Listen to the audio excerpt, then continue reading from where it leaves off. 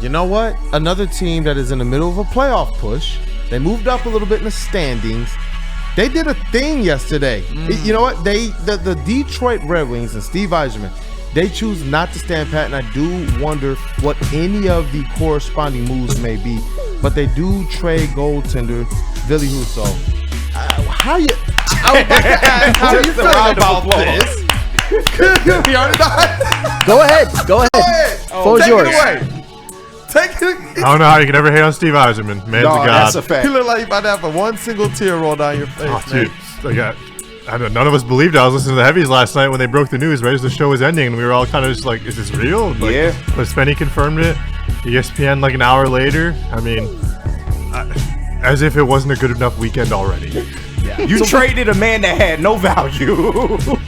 How the hell did you do that? Future considerations, which I don't care if it's a bag of chips. Wait, he didn't even get traded for cash considerations? It just said future considerations. Future consideration. That's a new level.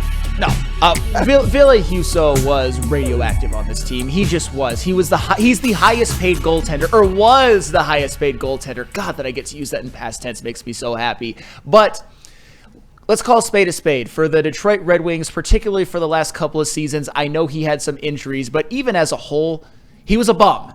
He was a bum goaltender. He was one of Steve Yzerman's worst signings, which Steve Yzerman did clean up, by the way. Credit to him. I can see why he did it, because Ville Husso, believe it or not, he was very good during his time with the Blues, but with the Red Wings, it just never worked out. And it didn't hurt the Red Wings too much because they were able to get guys in the last couple of years who were better. It's funny, Chase, that I'm gonna have to use these words. Shout out James Reimer. I know we don't feel too happy about him, but he played a role in saving the Red Wings from Ville Husso. Alex Lyon as well, Cam Talbot.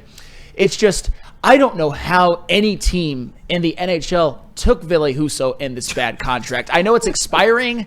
I know they're the Ducks, and they're just they're in that rebuild stage where they can do something like this and be willy-nilly about it. But the fact that they helped Steve Yzerman get this off the books is what kind of wizardry did Steve Yzerman pull? That's what I wonder. Yeah, and that's why I want to know, so this is one of those situations where you're looking at this as simply addition by subtraction for right now. Make sure that this mojo, which we knew last year, coming down the playoff stretch, there was just some bad mojo going on here with the Detroit Red Wings, a priority patch, Dylan Larkin, and losing that lead. Going on, what was it, a 7-game losing streak, effectively?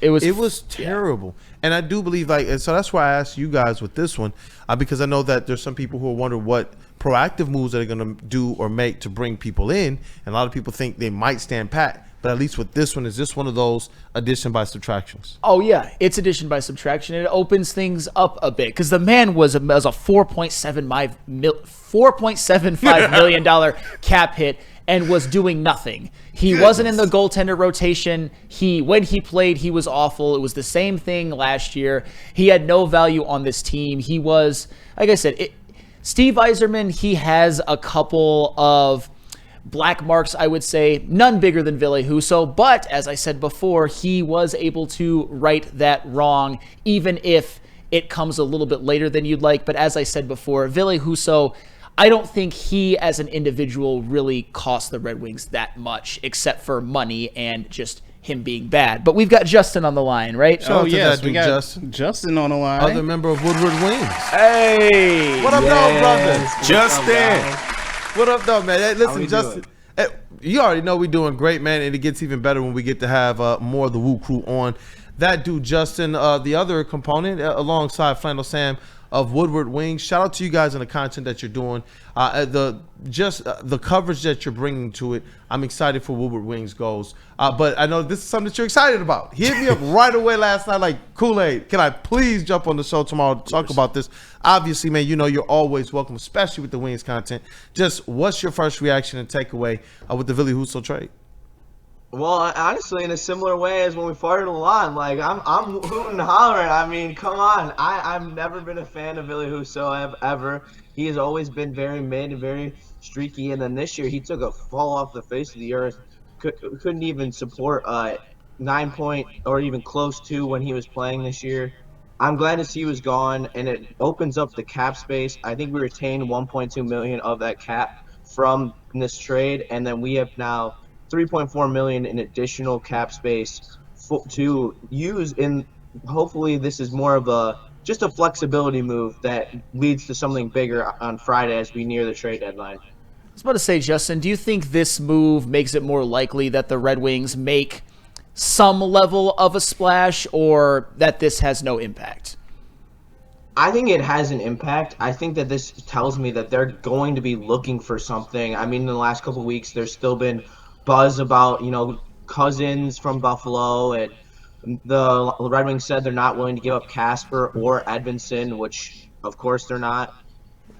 And it just puts them in a position now where if they do find that right package, because Steve Yzerman's not going to do something that isn't calculated and for the overall benefit of the team. And I would be very intrigued if there's a veteran defenseman who's on a one-year contract that can help you make the playoffs this year. If Steve Yzerman's willing to give up some of the draft capital that maybe he got from the Wallman trade, maybe part ways from Tarasenko to get it.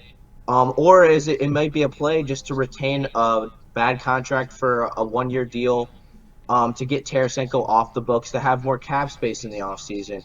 Obviously, no one can get into Steve Yzerman's head, but those are the two possible ways that he could be using this cap space. He didn't just get rid of Ville Husso's contract for no reason, because he could have just waited to the offseason to do that and kept Ville Husso in GR. Chase? Oh, yeah, I was just going to say that just in regards to something that Steve Yzerman could do, the moving Ville Husso's contract, and also Andrew Kopp got placed on IR too, so there's that roster spot that they could potentially play with as well, along with the free cap space. So I like the idea of possibly bringing in a veteran defenseman with a expiring contract. Should be about $5 or so million at least to play with in regards to the money that's coming off the books with the Husso contract. So something else I don't think we've talked about too, in the Husso getting moved. Andrew Kopp also got placed on IR, and there's no current timeline for his return, but it looks like it could be a little bit longer than expected.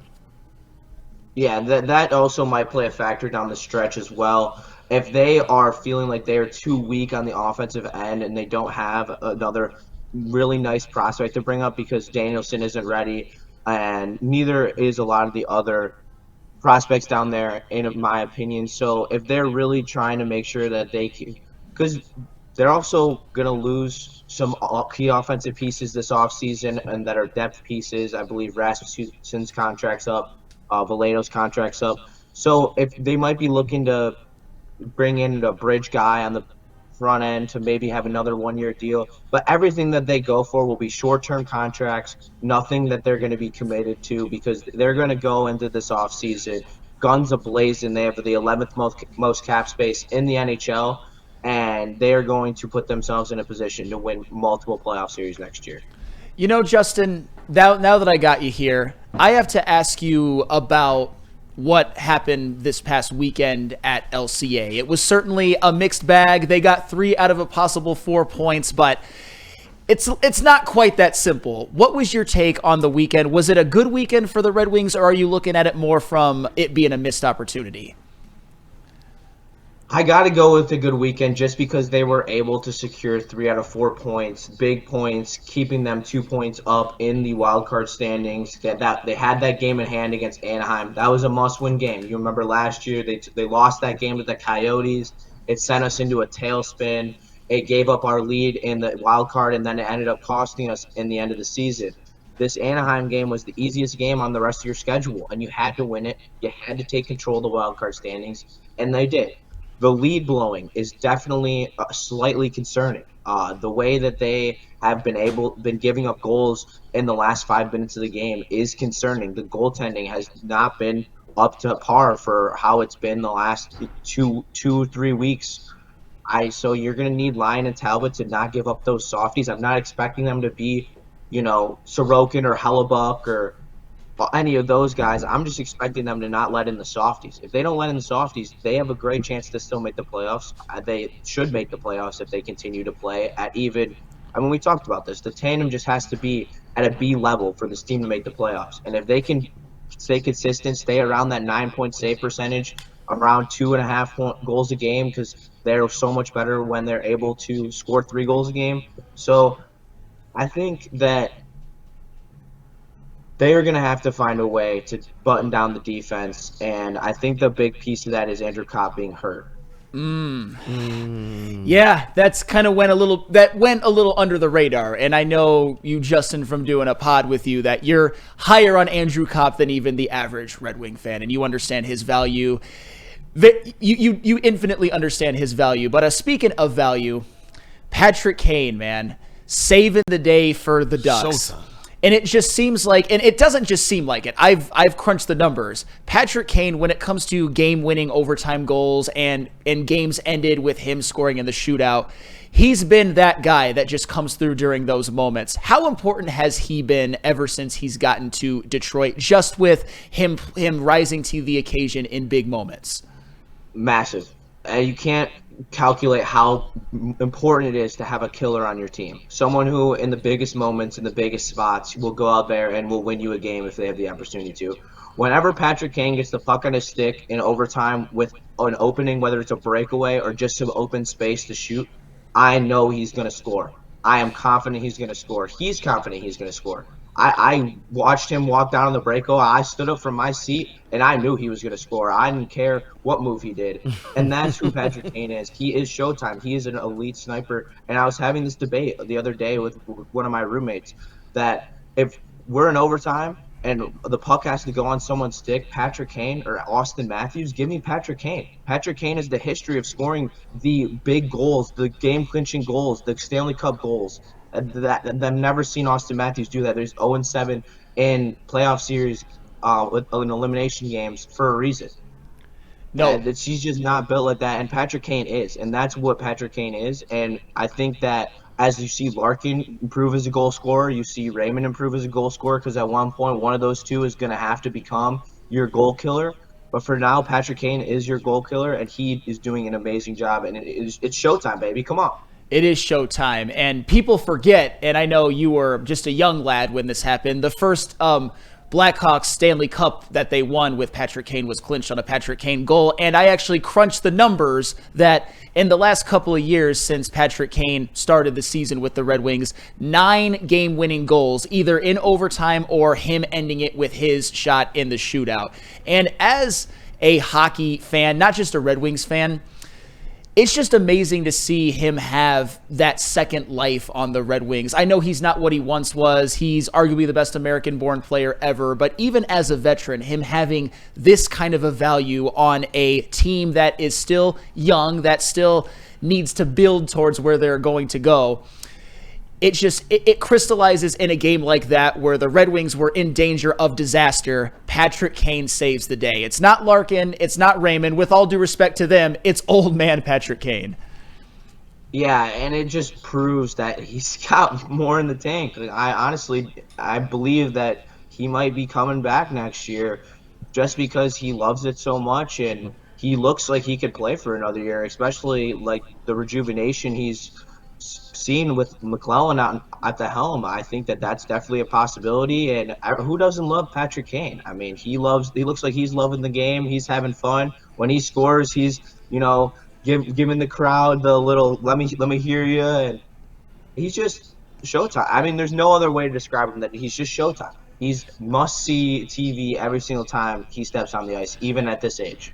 Absolutely. And Justin, thanks for coming on. You have an open invitation, as you should know. And me and Justin, we are recording Woodward Wings. We're dropping every single Friday. We have 7 episodes already uploaded to YouTube for a membership tier. And we also have them uploaded in podcast form as well. And Justin was nice enough, not nice enough. But the point is that he is making up clips as well for Twitter that have been viewed by thousands. So I appreciate you for that. So Woodward Wings to the moon, best wings coverage in the city. You damn right. Let them know, Sam. Best wings coverage in the fucking city. Hey, I'm a humble guy, but I got Justin on my team. I'm only as good as the people around me. But thank you again, and we will see you next time, and I will see you Friday, if not sooner. Keep crushing, y'all. Thank you, Woo Crew. Much love. I love you all. Hey, shout out to the chat. You guys are what makes this thing go. I appreciate you. If you guys didn't enjoy my content as much as you guys do, I wouldn't have the open invitation. So thank you guys, and thank you, Woo Crew. Love you. Have a great day. Yes, sir. Hey, Big See you, dog. Justin. Hey man, what a segment! I love when they get to talking hockey, especially with Justin, Cavassier, Chase, and Flannel Sam, and I love it because you guys have such a grasp and understanding of the team, and you're also able to very well kind of foundationally set your own points and your own perspectives too. So shout out to you guys, man. Shout out to the Red Wings too. Shout out to the Pistons. Just shout out to Detroit sports right now. Shout out to Detroit Sports and Justin Station. It's called Woodward Wings and WeezyD313. Where's Woodward Ringside? It's on the channel too. It's on the channel too. It's for members. For members, yes. It is bonus content for now to make sure that our guys who are putting in this work can be supported as well. I know some people, they say, what are some ways that you can directly support? When you get those memberships and you start to watch that content, comment on it and like it, it helps these guys tremendously. And what we're going to make sure is that all the audio as well, if you're looking for a non-member option, is on the podcast as well. If you want the videos, if you want to see some of the editing that they're doing, because I'll just speak to it, these guys are doing a lot of their own. So for a lot of our stuff, we have a machine that does a lot behind the scenes. Yeah. But for this bonus content, it's literally the faces you see at the desk are doing probably at least 85% of the work, if not 100% of it. And so I applaud them for what they're doing, to take the time to not just be here on these shows and be prepared for this, but to be prepared for all of the other content as well. And it is truly a treat for our members on the channel. I implore you, definitely go and tap in, put the likes on it. Within that playlist, make sure you bookmark it and save it to your other playlists, because these guys are putting in the work. They're doing boots on the ground. I know we got some stuff that we're trying to plan with the Red Wings right now as well, so it's gonna be epic stuff. And Phil, life ain't free, big dog. Like, I'm sorry, man. I see you in the chat try to hate. We do release free content as well. We will be clipping up some of the episodes and releasing them for free. I think our last Woodward Ringside episode was a free ski. So if it's still up, definitely go check that out. But come on, Phil. Come on with that, dog. And there's going to be a lot of content that comes directly from that.